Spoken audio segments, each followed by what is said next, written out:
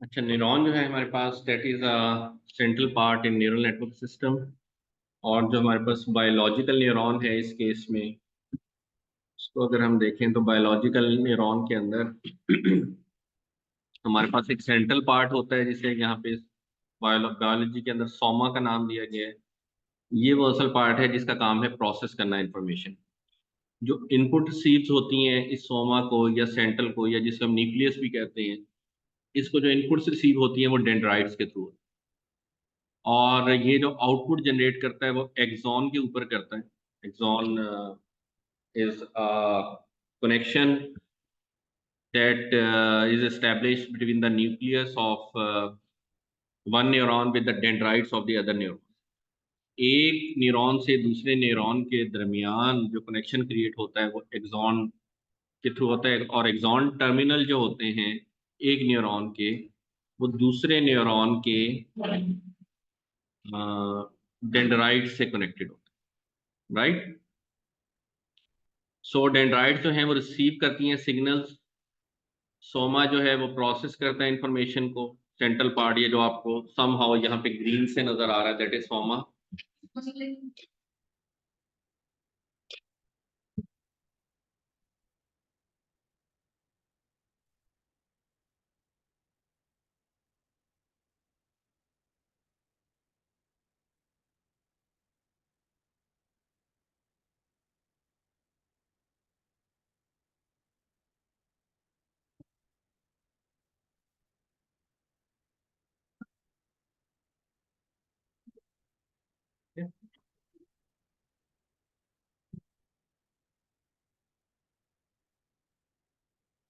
अच्छा, तो ये जो ग्रीन पार्ट आपको नजर आ रहा है दिस इज सोमा। और जो इनपुट्स रिसीव हो रही हैं वो डेंड्राइट्स पे हो रही हैं। डेंड्राइट से इनपुट आती हैं, सोमा में प्रोसेस होती हैं, और आउटपुट जो है वो एक्सॉन पे ट्रांसमिट कर दी जाती है। ये एक्सॉन जो है वो दूसरे न्यूरॉन्स की डेंड्राइट से फिर कनेक्टेड होती है, जैसे उस जिससे उनको इनपुट रिसीव होती है। एक चीज इसमें सिनेप्सिस है, इसको आगे थोड़ा सा चल के डिस्कस करते हैं, शायद लास्ट टाइम भी थोड़ा सा डिस्कस किया हो। दिस इज लाइक अ बाइसनेस। जो आपने पहले से चीजें एक ब्रेन या क्या कहना चाहिए प्री थॉट्स बिल्ड कर लिए होती हैं, तो वो हमारे पास सिनेप्स का रोल प्ले करते हैं, सिनेप्सिस। तो न्यूरॉन जो है हमारे पास, इफ यू सी, ये जो न्यूरॉन्स हैं आपके पास, आप कोई वीडियो देख रहे हैं और वीडियो में आप दो सेंसेस यूज कर रहे हैं, एक विजुअल सेंस यूज कर रहे हैं, दूसरा year sense hearing sense use कर रहे हैं। और इससे ये इनपुट आएगी न्यूरॉन्स में, और न्यूरॉन्स, कुछ न्यूरॉन्स आपस में कनेक्टेड होंगे और मल्टीपल स्ट्रिंग्स ऑफ न्यूरॉन्स होंगी, वो प्रोसेस करके आपको आउटपुट जनरेट कर देंगे। तो ऐसा एक्चुअली नहीं है। समझ आ गई? अगेन एक जिसमें लोग कंफ्यूज करते हैं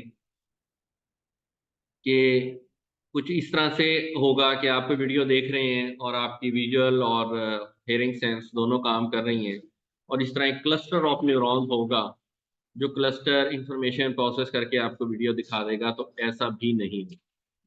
तो एक्चुअली व्हाट इज हैपनिंग कि जो काम है वो आपका डिवाइड हो जाता है।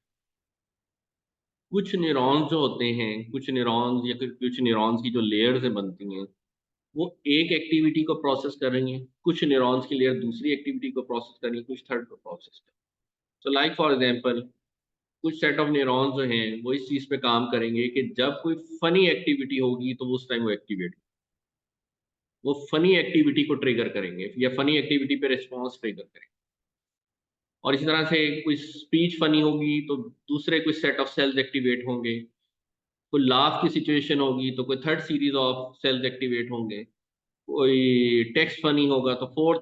तो इस तरह से जो भी चीज एक्टिवेट होगी उसके अकॉर्डिंगली फिर नेक्स्ट सेक्शन आपका परफॉर्म, मे बी आपके चेहरे पे स्माइल आएगी या लाफ आएगी, वट एवर द केस। तो उसके अकॉर्डिंगली काम परफॉर्म। तो समझाने का मकसद ये है कि न्यूरॉन्स के अंदर भी अरेंजमेंट्स होती हैं। मे बी एक लेयर ऐसी है न्यूरॉन्स की जो कि एजिस को और कॉर्नर्स को डिटेक्ट, आप किसी का फेस देखते हैं तो फेस देखने पे क्या होता है कि आप, जो पहली लेयर है मे बी जब प्रोसेसिंग करेगी आपके ब्रेन के अंदर, न्यूरॉन्स जो प्रोसेस कर रहे होंगे, जो पहली लेयर ऑफ न्यूरॉन्स होंगे वो देखेंगे कि हमें यहाँ पे कुछ डॉट्स दिखाई दिए एक फेस पे, कुछ एजेस दिखाई दी हमें, एजेस, सारी एजेस ही हैं हमारे, तो कुछ एजेस दिखाई दी हमें, कुछ डॉट्स दिखाई दिए, ये पहली लेयर प्रोसेस कर दी। नेक्स्ट लेयर क्या करेगी कि वो कुछ एजेस को और डॉट्स को आपस में कनेक्ट करना स्टार्ट उस एजेस और डॉट्स की बेस पे आप ये देखेंगे this is mouth, this is ear, this is nose. तो आप उन फेस के ऊपर जो मे बी क्या कहना चाहिए इसको, फेशियल फीचर्स कह लें, फेशियल फेशियल फीचर्स को अलग अलग रिकग्नाइज करना स्टार्ट करें। And the third one is जो उन सारे को एग्रीगेट करके ओवरऑल कंबाइन करके देखेगी एक फेस लुक हो के फेस लुक कैसे, समझ आई बात? तो हर एक जो लेयर ऑफ न्यूरॉन या एक सेट ऑफ न्यूरॉन जो बनेगा उसका अपना एक स्पेसिफिक पर्पस होगा जिसको वो फुलफिल करे। So what artificial neuron does is most fundamental unit of any neural network. It takes an input, processes it, and passes it through an activation function. Activation function का काम ये होगा कि ये ट्रिगर तब होगा जब कोई सर्टेन क्राइटेरिया मैच हो। अगर आपका कोई सीन आया है, लेट्स सपोज फनी सीन आया है, आप हर फनी सीन पे तो नहीं हंसते, नहीं हंसते ना। जब वो एक कुछ सर्टेन थ्रेशोल्ड, आप फजूल किस्म का फनी सीन होगा आप बिल्कुल भी नहीं हंसे। क्यों नहीं हंसेंगे? कि एक वो सर्टेन थ्रेशोल्ड है जो क्रॉस नहीं हो। जब वो एक सर्टेन थ्रेशोल्ड आपको एंटरटेन करने का या आपके लिए फन क्रिएट करने का क्रॉस होगा तब आप हंसना स्टार्ट या स्माइल करना स्टार्ट। तो वो जो एक्टिवेशन फंक्शन होता है ये यही चेक करता है क्या वो मिनिमम क्राइटेरिया मीट होना स्टार्ट हो गया ये। जब तक वो मिनिमम क्राइटेरिया मीट नहीं होगा अगला जो भी आपका एक्शन है वो ट्रिगर नहीं। क्लियर हो गई बात?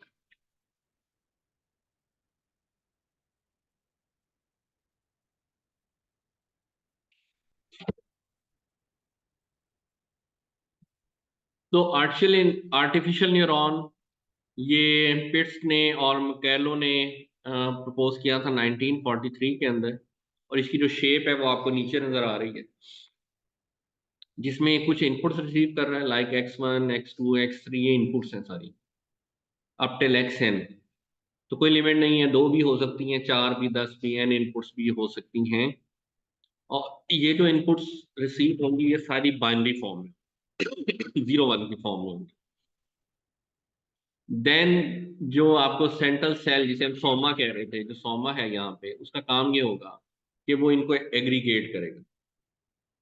Aggregate mean may be summation generate करेगा इनको। तो वो जी फंक्शन से रिप्रेजेंटेड है, जी का काम ये होगा कि इसको एग्रीगेट करे। Then is F, F is like an activation function, जिसका ये काम होगा चेक करेगा क्या वो जो एग्रीगेट जनरेट हुआ है वो सर्टेन मिनिमम थ्रेशोल्ड को मीट कर रहा है। अगर कर रहा है तो आपका वो एक्शन ट्रिगर होगा या आउटपुट ट्रिगर होगी, वरना आउटपुट जनरेट नहीं होगी। इसे हम कहते हैं फायरिंग ऑफ अ न्यूरॉन। जब मिनिमम क्राइटेरिया मीट होगा तो फायरिंग ऑफ अ न्यूरॉन होगी, अदरवाइज नहीं होगी। और जब चीजें फायर होंगी तो वो याद रह जाएंगी, जब चीजें फायर नहीं होंगी तो वो टाइम के साथ भूल जाती हैं। और आउटपुट वेरिएबल्स भी इसमें इसी तरह से बाइनरी फॉर्म में होंगे, 0 1 की फॉर्म में जनरेट होंगे। क्लियर हो गई बात? Then are the input types. Input types आपकी दो तरह की होती, जो हम x1 x2 xn देख रहे थे, ये इनकी बात हो रही है। जो आपकी इनपुट टाइप्स हैं वो दो टाइप की होंगी। One is known as inhibitory inputs, दूसरी इज एक्सटरी इनपुट्स।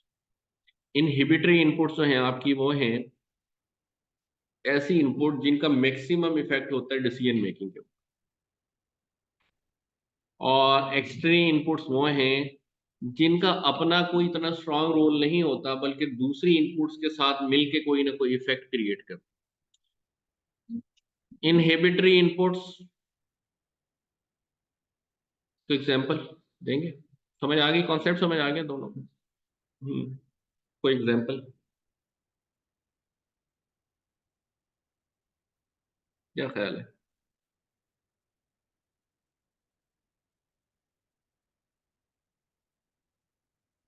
या सकते जैसे हमसे कोई क्वेश्चन करता है, हम लोगों ने उसके बदले में क्या रिस्पॉन्स, क्या आंसर देना है, तो डिसीजन मेकिंग में इस तरह से हेल्प कर रहा है ये भी।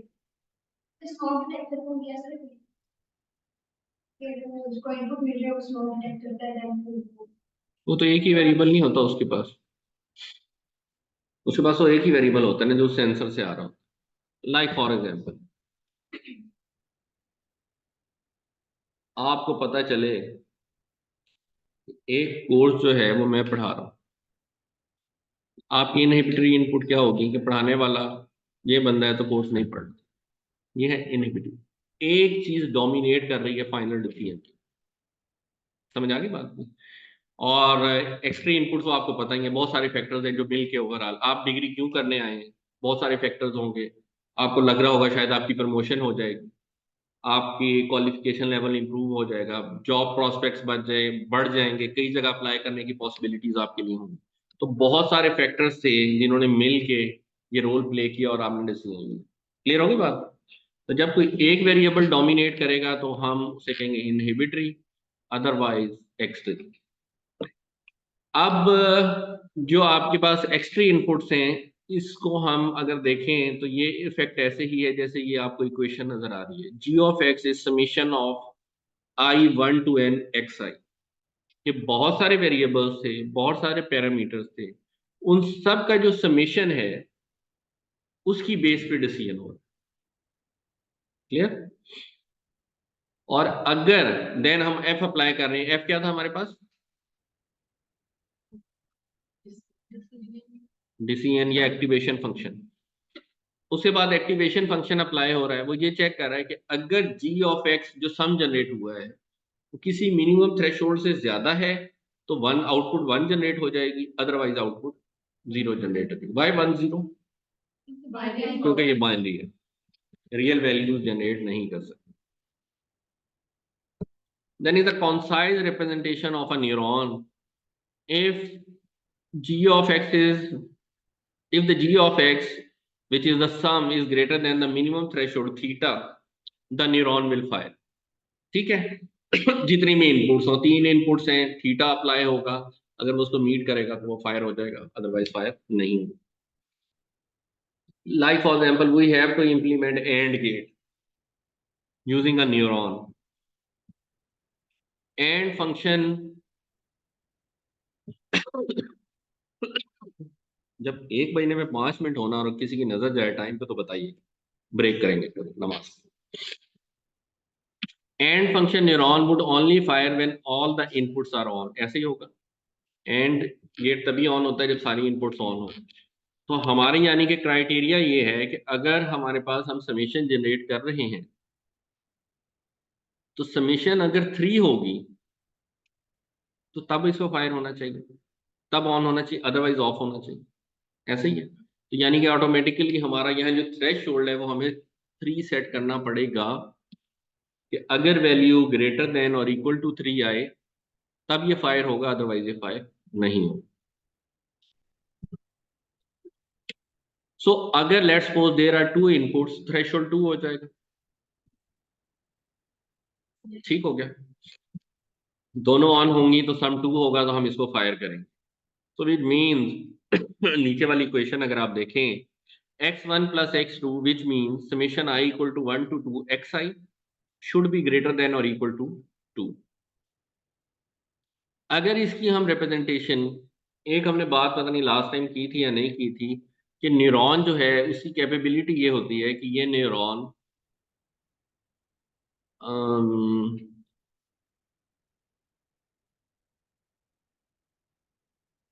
हमारे पास एक लीनियर सेपरेशन करने के काबिल है। ये एक लीनियर फंक्शन। ये बात हुई थी? नहीं हुई थी। एक न्यूरॉन जो होता है दो तरह की सेपरेबिलिटीज होती हैं, एक होती है लीनियर सेपरेबिलिटी, एक होती है नॉन लीनियर सेपरेबिलिटी। लीनियर सेपरेबिलिटी क्या करती है? लीनियर सेपरेबिलिटी तब होती है जब हम एक सिंगल स्ट्रेट लाइन के थ्रू दो रीजन्स को अलहदा कर सकते।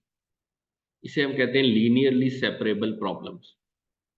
जब हम एक सिंगल स्ट्रेट लाइन के थ्रू दो रीजन्स को सेपरेट कर सकें तो हम इसे कहते हैं लीनियरली सेपरेबल फंक्शंस। और अगर लाइन सीधी ना रहे या लाइंस एक से ज्यादा हो जाए तो हम इसे कहते हैं नॉन लीनियरली सेपरेबल फंक्शन।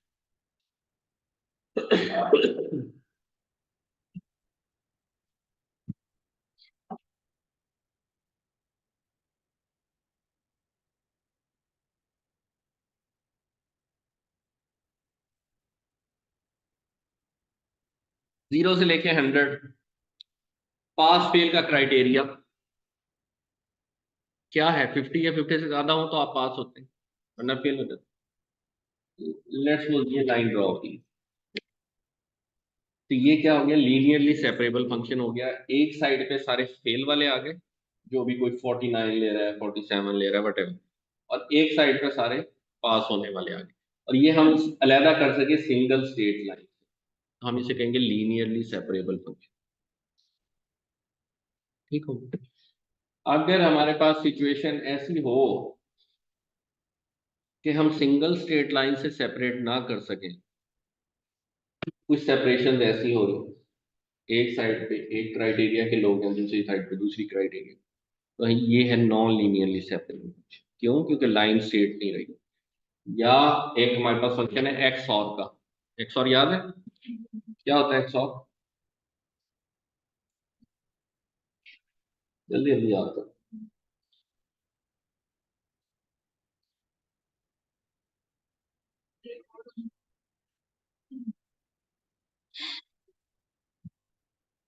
जहां पे इनपुट सेम होती है, आई थिंक वहां पे 0 होता है, ऐसे ही था।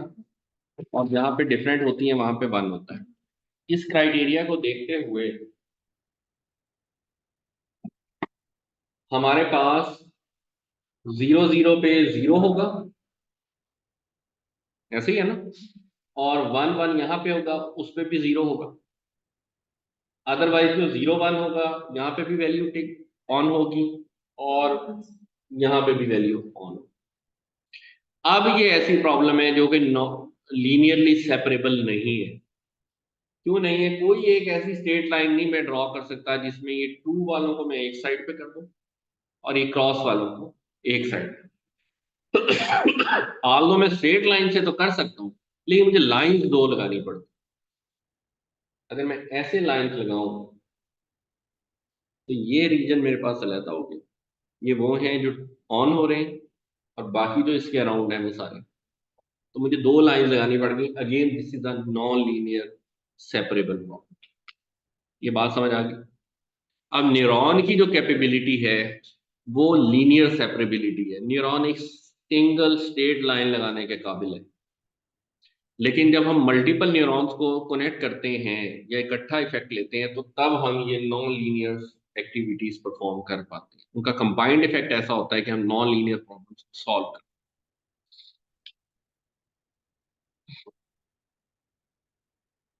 अब ये जो आपको स्क्रीन पे सामने नजर आ रही है, इसमें हमने लिखा x1 plus x2 should be greater than equal to 2।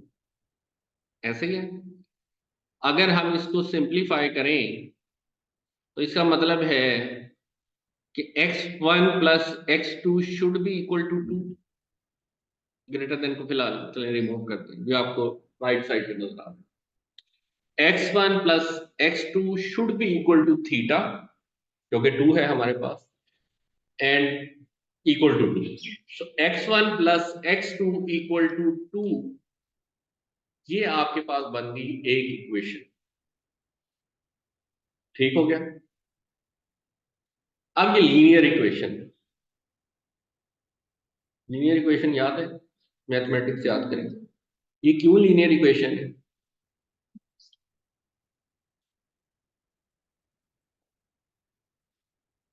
हिम्मत करो, गलत आंसर करो बेशक। क्यों लीनियर इक्वेशन? कैसे पता चलता है लीनियर इक्वेशन?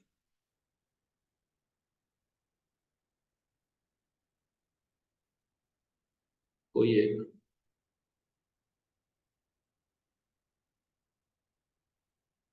शायद उसकी लाइन स्ट्रेट होती है, ग्राफ बनानी। तो बनाएंगे,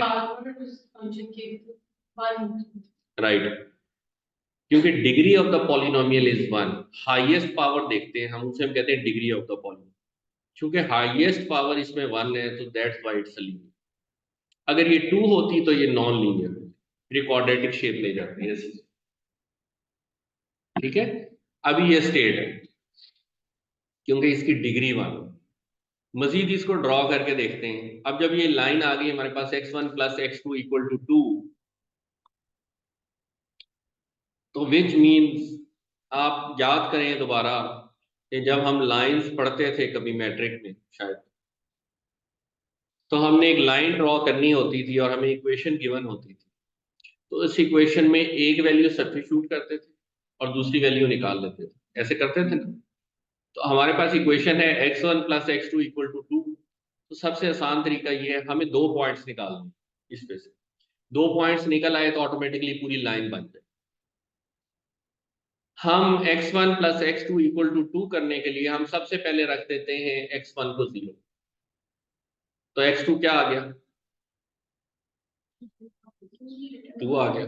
x1 plus x2 equal to 2 है ना, तो x1 को 0 कर दें तो ऑटोमेटिकली x2 इक्वल टू 2 हो गया। तो पॉइंट क्या बना, 0,2। x1 0 हो गया और ये पहला पॉइंट हमारे पास आ गया। अब दूसरी सब्स्टिट्यूशन कर लें, जो आसान, हम टिपिकल जो सबसे आसान होती है 0 सब्स्टिट्यूट कर। अब आप x2 को 0 सब्स्टिट्यूट कर लें तो x1 क्या आ जाएगा, तो ये 2 पॉइंट्स हमें मिल गए 2 0 0। आप इन 2 पॉइंट्स को 0 2 और 2 0, 0 2 2 0 कहाँ बनेगा, दोनों एक्सिस के ऊपर बनेगा।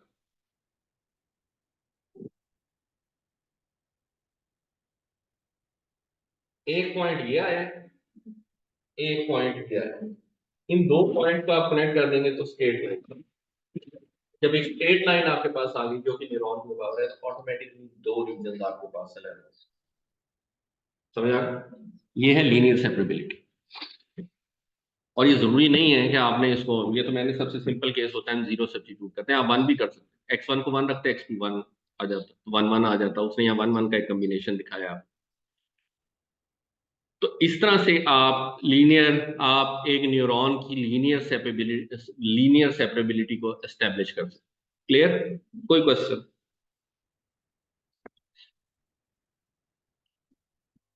अब ये था हमारे पास, ये रिपीट होगी स्लाइड शायद, ये रिपीट होगी। अच्छा, then is OR function. OR function के केस में हमारे पास neuron would fire if any of the inputs is on. कोई एक ऑन हो तो न्यूरॉन को फायर होना चाहिए, यानी कि यहाँ पे थ्रेशोल्ड क्राइटेरिया क्या होगा, 1। कोई एक भी ऑन हो गया तो इसको ऑन हो जाना है, इसको आउटपुट जनरेट करनी चाहिए, न्यूरॉन फायर हो जाना। और अगर इनपुट्स 2 हों तब भी आपके पास क्राइटेरिया 1 ही रहेगा, कोई एक ऑन हो गया तो। राइट? क्लियर? तो इक्वेशन हमारे पास क्या आई कि x1 plus x2 should be greater then और इक्वल टू 1। और अगेन अगर हम सिंप्लीफाई करेंगे तो x1 plus x2 equal to 1। और फिर आप वैल्यू सब्स्टिट्यूट कर लें, एक को 0 रख लें तो दूसरा 1 निकल आएगा, फिर पहले को 1 रख लें तो 0 1 और 1 0 को आप कनेक्ट करेंगे, 0 1 और 1 0 को कनेक्ट करेंगे तो आपके पास स्ट्रेट लाइन बन जाए। तो ये वो रीजन है जो, अब आप एंड में और में फर्क देख रहे हैं फॉर द 2 इनपुट्स। एंड के केस में लाइन ऊपर शिफ्ट हुई और के केस में यही लाइन जो है वो आपके पास नीचे की तरफ। क्लियर हो गई बात सबको? ये थे 2 डायमेंशनल स्पेसेस। ये कैसे पता चला 2 डायमेंशनल स्पेस?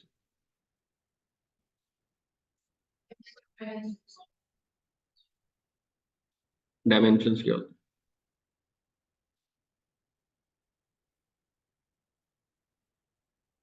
हाँ जी बच्चों, डायमेंशंस। इसमें जो हमारे पास मेरा ख्याल है जो सेशन हुआ था उसमें भी डायमेंशन डायमेंशन का बहुत जिक्र हुआ था। हाँ जी, बताएं। शायद इसमें जैसे हमारे क्वेश्चन में 2 वेरिएबल एग्जैक्टली, हम ये देखते हैं हमारे पास डिसीजन वेरिएबल्स कितने हैं जो इस प्रॉब्लम को इफेक्ट कर रहे हैं। जितने वेरिएबल्स बढ़ते जाएंगे उतने चैलेंजेस बढ़ते चले। आप अगर सेशन में थे तो आपको याद होगा, जब विजुअलाइजेशन वाला पहला सेशन आपने अटेंड किया, उसमें उन्होंने एंड पे मैंने क्वेश्चन किया था कि आप विजुअलाइजेशन को इंक्रीजिंग डायमेंशन के साथ कैसे देखें। ये जो स्क्रीन है आपकी कितने डायमेंशनल है?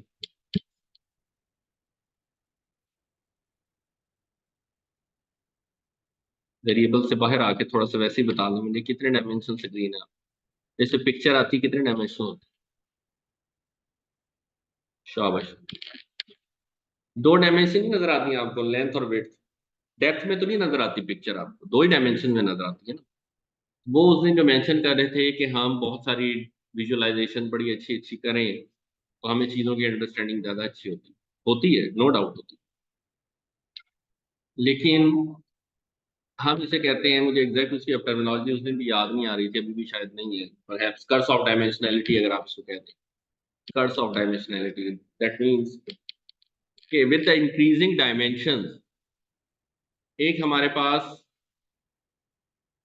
लिमिट होती है, जिस लिमिट के साथ हम हाई डायमेंशंस को इस 2D सरफेस पे डिस्प्ले कर सकते हैं। ये 2D है ना। आप क्या कह रहे हैं, एक्स वन एक्स टू की आप कहानी शो करें तो बड़ी अच्छी नजर आएगी, X1 इधर X2 उधर प्लॉट कर दें। आप तीन डायमेंशन को इस पे प्लॉट करने की कोशिश करेंगे तो कहीं ना कहीं आप एक थर्ड डायमेंशन की विजुअलाइजेशन देने की कोशिश करेंगे, जैसे यहाँ पे देने की कोशिश। ठीक है।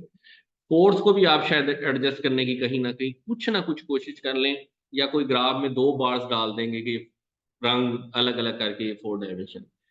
लेकिन जब हम आजकल जो हम लार्ज स्केल की बात कर रहे हैं और बिग डेटा की बात करते हैं, लार्ज स्केल मशीन लर्निंग की बात करते हैं, तो हमारी डायमेंशन तो अब हंड्रेड्स और थाउजेंड्स में चली गई।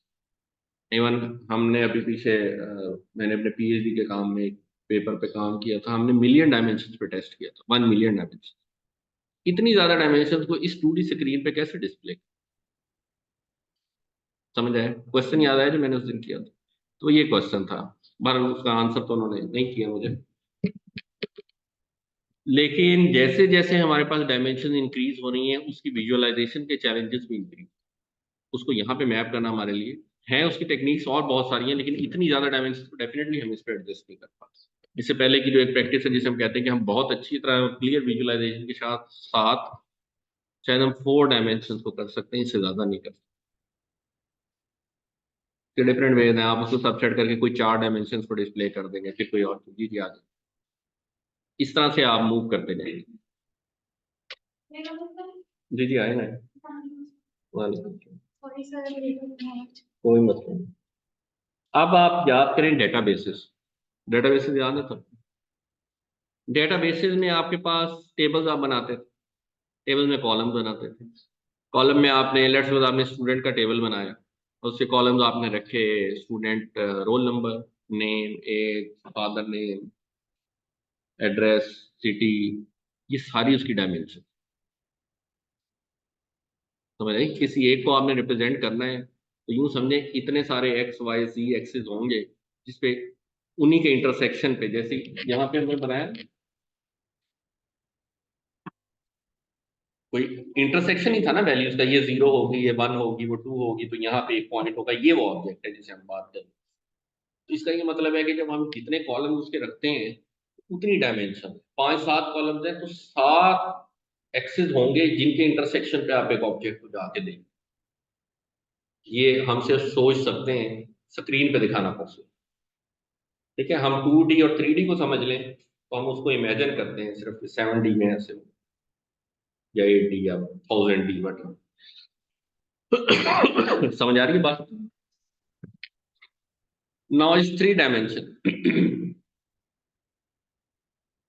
और गेट अगेन, और गेट में अगर आपकी इनपुट्स 3 हैं, अब तो हमारे पास क्राइटेरिया हो गया x1 plus x2 plus x3 should be greater then और इक्वल टू 1। और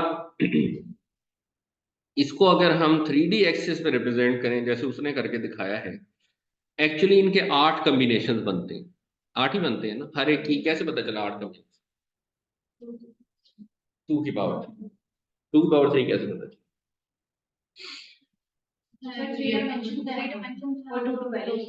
टू टू वैल्यू। और अगर किसी की 2 वैल्यूज होती हैं, किसी की 4 होती हैं, किसी की 5 होती है, फिर कितनी है? जितनी होंगी 2 की पावर 4, 2 की पावर 5, 2 की पावर, कुछ और ही नहीं बन जाएगा। समझाने के लिए कभी काम आएगा। आप जब मैं पूछता हूँ कि क्या पूछता हूँ मैं कि 3 वैल्यूज हैं और ये बाइनरी वैल्यूज हैं, तो बाइनरी वैल्यूज का मतलब है कि 3 इनपुट्स आ गए आपको, x1, x2, x3। इसमें क्या पॉसिबल वैल्यूज है?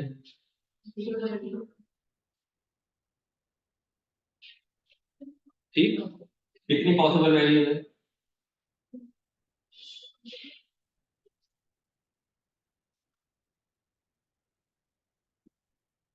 ठीक, और अगर मैं कह दूं कि किसी एक में 4 पॉसिबल वैल्यूज हैं, आपने सिर्फ ये काम,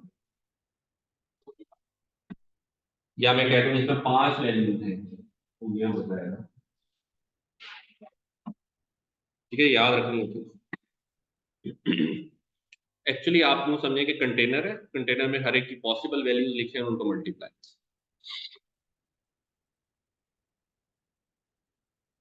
तो इनके हिसाब से जो 3 वेरिएबल हैं, चूंकि तीनों बाइनरी हैं, हर एक की 2 पॉसिबल वैल्यूज हैं, तो टोटल वैल्यूज आपके पास बन गई 8।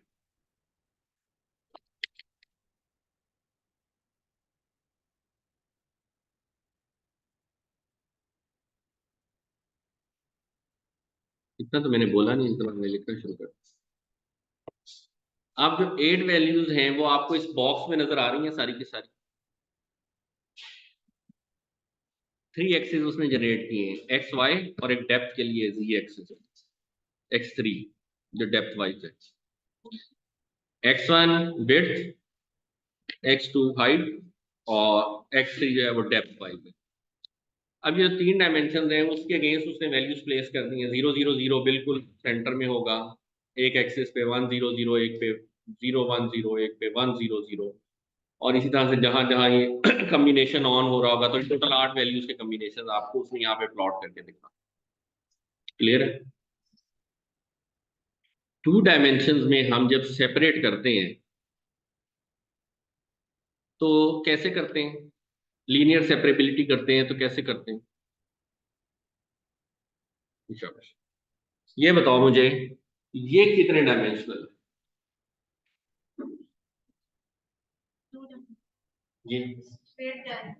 सिंगल ये है? ये 2 डायमेंशन नहीं, ये एक लाइन है, ये बताओ। सिंगल डायमेंशन, ये 2 डायमेंशनल है,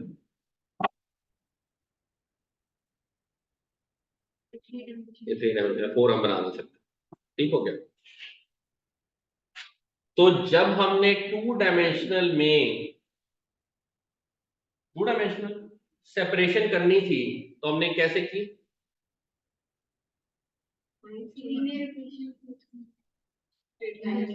स्ट्रेट लाइन क्या होती है? लीनियर तो होती है। 1 डायमेंशनल, 2 डायमेंशन को सेपरेट करना था तो कैसे किया? 1 डायमेंशन। 3 डायमेंशन को सेपरेट करना होगा तो कैसे करेंगे? 2 डायमेंशन। यही समझाना चाह, इस दीवार पे जो कि 2 डायमेंशनल है, हमने कोई सेपरेशन करनी हो, या इस बोर्ड पे 2 डायमेंशनल सेपरेशन करनी हो, तो हम एक स्ट्रेट लाइन लगाएंगे तो सेपरेशन हो जाए। ये कमरा है 3 डायमेंशन, इसमें हमने कोई सेपरेशन करनी होगी तो हमें 2D सरफेस लगानी पड़ेगी। इस पार्टीशन को इसको अलहदा करना हुआ तो हमें मे बी एक 2 डायमेंशनल का बोर्ड, वुडन बोर्ड में भी, या एक वॉल खड़ी करनी पड़ेगी जो कि 2 डायमेंशन। समझाने का मकसद ये है कि जब हायर डायमेंशन में हम जाते हैं, जितनी डायमेंशन होती है उससे डायमेंशन -1 यूज करते हैं सेपरेशन के लिए। 2 डायमेंशन है तो 1 डायमेंशन यूज करेंगे सेपरेशन करने के लिए, 3 है तो 2 डायमेंशन यूज करेंगे सेपरेशन के लिए, 4 है तो 3 डायमेंशन। क्लियर हुई बात? तो ये जो स्ट्रक्चर आपको नजर आ रहा है, ये अब है 3 डायमेंशन। इसके अंदर से आपने 0 वाली चीजें अलहदा करनी हो और 1 वाली अलहदा करनी हो, जो कि 0 वाली कौन सी है? सिर्फ एक ही पॉइंट है, रेड से नजर आ रहा है, बाकी सारे ऑन वाले हैं। ऐसे ही है ना? इसके अलावा सब कुछ ऑन होगा। अगर ये प्लॉट ऐसे हुआ हो, वो 0 0 पॉइंट, वो एक डायमेंशन पे 1 0 0 होगा, ये 0 1 0 होगा, ये थर्ड जो है वो 0 0 1 होगा, ऐसे ही होगा। तो सिर्फ वो पॉइंट है जहां पे और गेट 0 देगा, बाकी ये तमाम जो कॉर्नर्स हैं इसके, उन सब पे 1 देगा। अगर मुझे इसको अलहदा करना हो और इस सारे को अलहदा करना हो, तो मुझे एक ऐसी फ्लैट शीट चाहिए या ऐसी वॉल चाहिए, तो इस पॉइंट को सिर्फ ऐसे टिल्ट करके अलहदा कर दे, बाकी सारे। समझ आई? वाकई आई? ये उसने बुलाया सरफेस ऐसे टिल्ट करके वहां पे ड्रॉ कर, इधर ये कर। तो इस पॉइंट पे उसने ऐसी एक सरफेस प्लेस की है, 2 डायमेंशन सरफेस, जो इसको अलहदा कर दे तो बाकी सारे पॉइंट्स।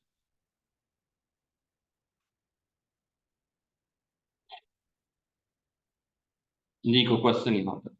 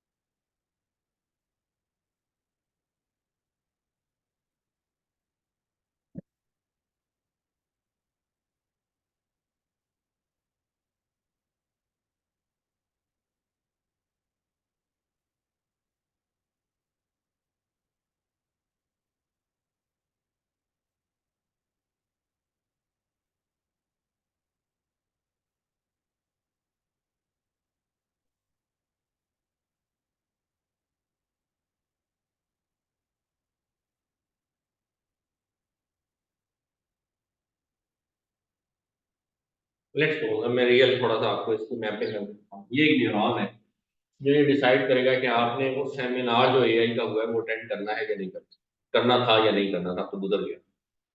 तो आपके इसमें जो इनपुट फैक्टर्स है वो लेट्स सपोज 3 है। पहला ये है कि आपने एडवांस एआई रोल किया या नहीं किया, मजबूरी बन गई ना, मैंने कह दिया। दूसरा है कि आपके पास टाइम भी था उस दिन के नहीं, आपके पास कोई वेकेंट स्लॉट थी, आप कोई और जॉब की मजबूरी थी इसको। Third one is the knowledge Sikar, आपको शौक भी था या नहीं था, आप नॉलेज सीकर थे या नहीं। ये 3 फैक्टर्स लेट्स सपोज इफेक्ट कर रहे हैं। इनका कोई कंबाइंड इफेक्ट होगा। अगर ये बाइनरी इनपुट्स हैं, जैसे हम आर्टिफिशियल न्यूरॉन में कह रहे हैं बाइनरी है, तो मे भी आप एडवांस एआई में एनरोल थे, वेकेंट स्लॉट थी, नॉलेज सीकर थे। इनके कंबाइंड इफेक्ट से लेट्स सपोज अगर आप 2 थ्रेशोल्ड को क्रॉस करते हैं, तो तब आप अटेंड करेंगे। यानी कि कोई 2 फैक्टर्स आपके ऑन हो गए, या आपको बहुत शौक होगा, या इनमें से कोई एक चीज होगी, आप एनरोल थे, मैंने कह दिया, आपने कहा मजबूरी है थोड़ी सी, या वेकेंट स्लॉट थी आपके पास, तो कोई 2 चीजें ऑन हो जाएंगी, थ्रेशोल्ड पूरा होगा तो आप सेमिनार अटेंड कर। होगा ना, ऐसे ही होता है ना हमारे पास, कुछ पॉजिटिव फैक्टर्स हमें लगते हैं तो हम चले जाते हैं अदरवाइज। या अगर इनहिबिटरी इनपुट्स होंगी, और मैंने कह दिया जो एआई, एडवांस एआई में एनरोल्ड स्टूडेंट्स हैं मेरे पास, वो अगर ये सेमिनार अटेंड नहीं करेंगे तो मैं उनको कोर्स में पास नहीं कर, होगी ना इनहिबिटरी इनपुट। अब बाकी कुछ हो या ना हो, आप अटेंड करेंगे ही। ये होगी पावरफुल। ये डिपेंड नहीं कर रहा कि बाकी चीजें कैसे इफेक्ट करती हैं या नहीं है, ये इतनी स्ट्रांग हो गई कि ये अकेली डिसाइड कर रही है आप। समझ आया? तो इसमें फिर थ्रेशोल्ड 1 लिखा, ये पर ये ऑन हुआ तो आप लाजमी थे। मेरा क्वेश्चन था, जी, फिर ये जो एडवांस है इन रोल वाला जो फैक्टर है, सर इसका काउंट होगा? फिर ये इनहिबिटरी फैक्टर हमने आपके आने से पहले 2 फैक्टर्स डिस्कस किए थे। 2 तरह की इनपुट होती है, एक वो होती है जो अकेली इतनी पावरफुल होती है कि बाकी इनपुट्स को देखे बगैर वो डिसाइड डिसीजन वेरिएबल को इफेक्ट कर दे, और कुछ इनपुट्स ऐसी होती हैं जो कंबाइन होकर दूसरों के साथ इफेक्ट क्रिएट करती हैं, खुद इतनी पावरफुल। तो जो मैं पहले आपको एग्जांपल दे रहा हूँ कि कोई से 2 फैक्टर ऑन हो